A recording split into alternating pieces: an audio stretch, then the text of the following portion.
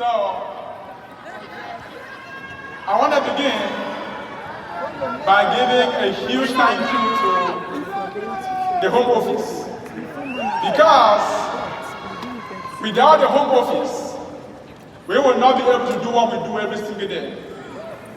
Most especially to our leader, our president, Todd Buchanan, Susan Davis, for what they do every single day for us to be successful. We want to say thank you. Now, today, and this convention, it marks a special day in my life. It marks my 7th year of being in WFG. And in 7 years, I have led an incredible team. Yes.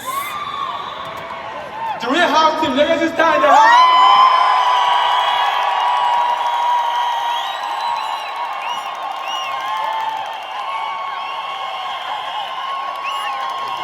So, your story is a story that is only possible in the United States of America. It's a story that's only possible in WFG. Now, I'm going to highlight something. And it's going to be the big M. In 4 years,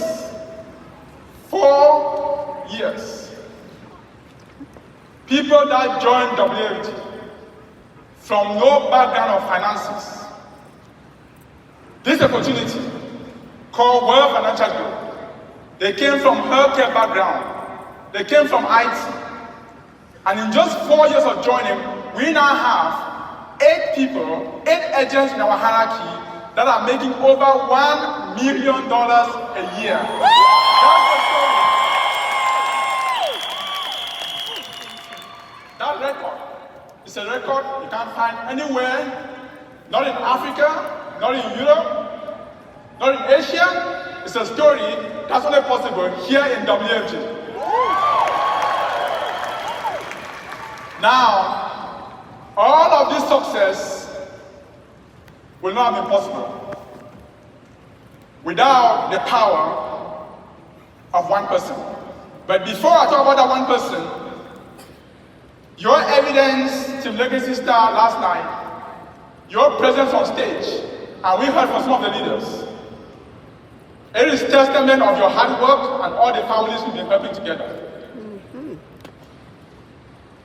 All of this success would not have been possible without the help of the rock of my life, the bone of my bone, the rock star, and the pillar of WFG, my wife, the person of Linda Fombo.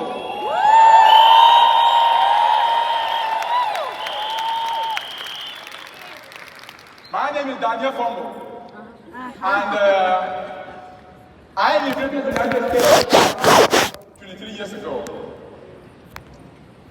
My prior career was in nursing. So I was a nurse for 10 years, and I was a family nurse practitioner for 3 years. In these 2 roles, I worked 3 jobs to make ends meet. I was trying to get ahead financially, and things were tough. We were happy being nurses.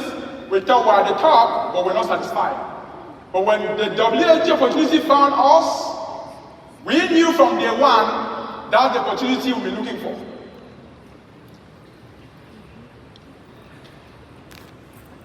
I want to ask all of you in here, do you want to be a champion? All right. If you are in WFG and this is your first 2 years, I'm going to tell you what it means to be a champion. So it's Thursday morning. After checking my calendar for my appointment on Thursday, I called off work as a nurse practitioner, get into my car, and I drove all the way to New Jersey. At that time, I was living in Connecticut. It was a 3-hour drive. I was going to go present to a couple, who's a medical doctor, in the suburbs of New Jersey. So I sat down with them, and I presented to them what we do for families, the protection we give, the accumulation, the transfer of wealth. That appointment took me 3 hours. And after 3 hours of doing what I thought I did best, you know what they told me, that couple? They said, thank you so much for the information. We are not interested. So I got back into my car.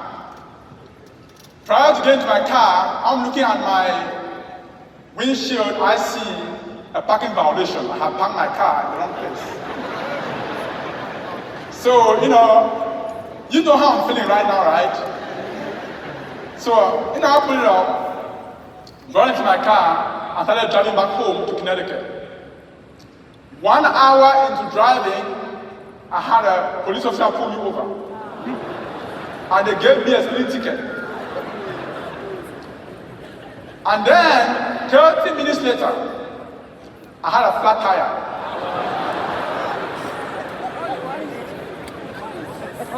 I had the car towed for repairs. And then, I finally made it home way much later into the night. And then when I got home, I'm looking at my phone, I got a text message. It was a family that I had submitted a policy form. They were pending blood work for approval. You know what the text message read? It said, Daniel, we are no longer interested. Please cancel, we're not going to do any more blood work. And then, Friday morning, I'm waiting for pay cycle to hit. I got a $5,000 charge back. That didn't happen 1 time, 2 times, 3 times. It happened 19 times. So I want to prepare your mind because everybody sees the glory but nobody knows the story. So I want to ask you one more time before I proceed. Do you want to be a champion? Yes! All right, so let me continue.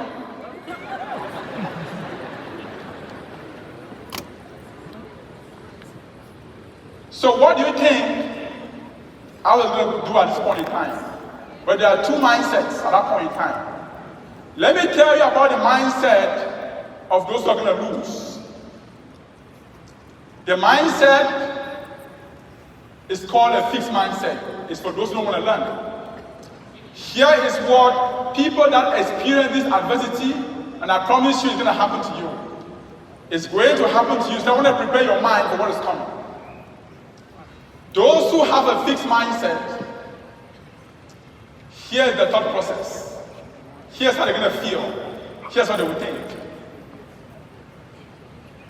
WFG business is not for me. I don't think I can win here. I'm a loser. Nothing good happens to me. I think the man upstairs is trying to communicate with me in a way that is anonymous. I think it's my forefathers, my uncles, my auntie, who are responsible because nothing good seems to happen to me. So then, what do? You quit. That's called a fixed mindset. That's called the mindset for people who don't want to win. Now, let me tell you about the mindset for champions. It's called a growth mindset. It's called a learning mindset. Because if you are going to win in WFG, you must tell yourself, I want to win. Every single success must first of all be won mentally. It is true for everything. It is called the subconscious mind.